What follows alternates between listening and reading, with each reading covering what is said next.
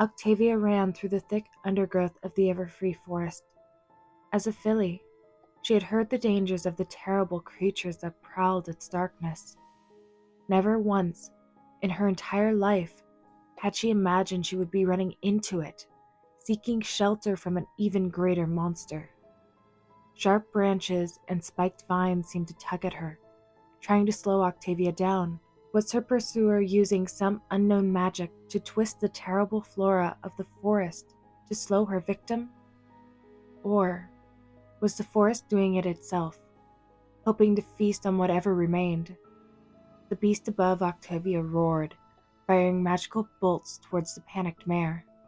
It kept above the canopy, firing off blast after blast of magical bolts towards her. One had hit her on the flank, and already she could feel a terrible, seeping cold spreading slowly across her hindquarters. Octavia refused to give up. She prayed that she could remember what her uncle had taught her, how to draw her strength from the earth.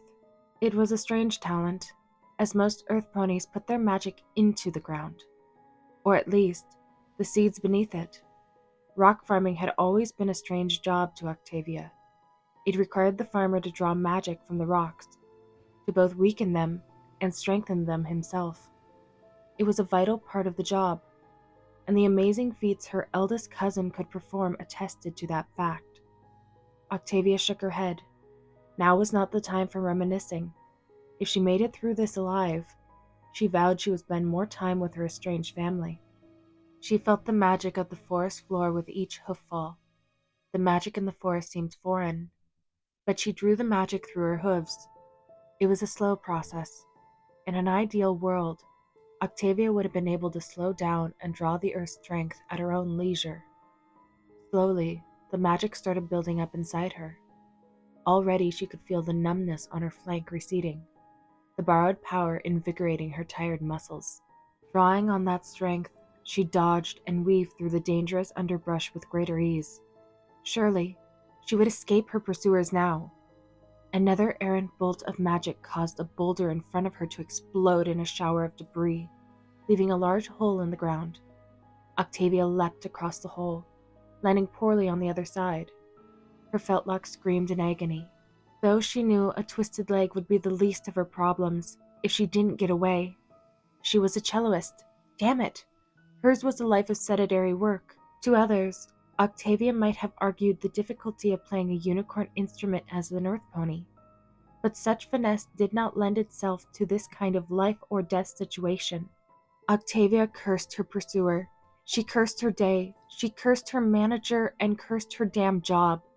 She could barely remember how this had even happened. She was supposed to be having a nice meal with her roommate.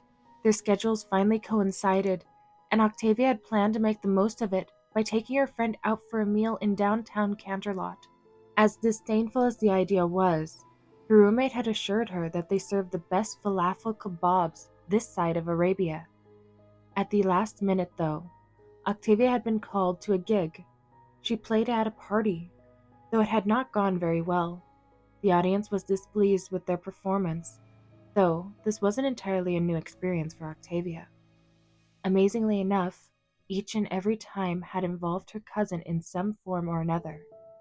A poorly received performance was hardly a new concept to Octavia.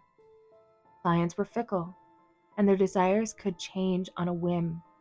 As always, Octavia would weather a poor performance and move on. There would always be a demand for her quartet, no matter what this or that noble might complain about. There would be other gigs.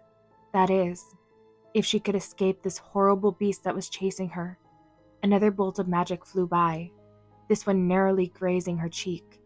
The beast was going to kill. Octavia galloped as fast as she could, terrified of what would happen should she get caught. Doubt crept into her mind as fatigue began catching up. Octavia wondered if she would ever make it out of this forest alive. The creatures of the forest were certainly keeping clear of her. The few beasts she had seen fled in terror when they had noticed what had been chasing her. Octavia chanced to look behind her, her heart pounding in her chest as she realized that the beast had closed the gap between them. She could feel the lactic acid building up in her muscles, every fiber of her being screaming in protest. though her mind screamed the loudest, "I don't want to die!"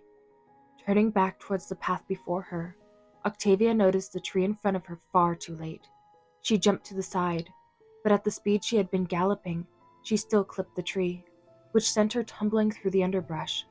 Octavia collapsed on the ground. Every inch of her ached. It stood above her. There was no more fight. There was no escape. The monster had won. "This is for your own good," it said as it pinned her to the ground with its strong hooves.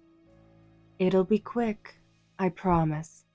Tears streaked down Octavia's cheeks. She looked up into the malevolent lavender eyes of her princess. Beautiful eyes like that should not belong to a killer. Its horn glowed, and Octavia closed her eyes. She was going to die out here, and no pony would ever know. She thought of her roommate, her messy, lovable friend. She thought of the one thing she could never bring herself to say. "I'm sorry, Vinyl," she whispered. Silence filled the small clearing. Twilight opened the doors of the Golden Oaks Library. She was exhausted. All day. "Spike," she growled. "Never, ever, ever take another book out of the library at the castle without asking." She glared down at the dragon. "Princess Cadence and Princess Luna have much better things to do than help me clean up Ponyville. Do you have any idea how hard it was to reverse that much dark magic?"